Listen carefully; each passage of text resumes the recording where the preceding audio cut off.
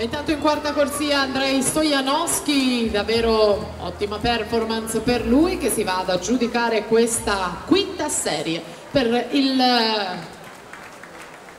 lo sloveno, il tempo di 1:59:20. Alle sue spalle Marco Concina, 2:01:98, pronti a partire.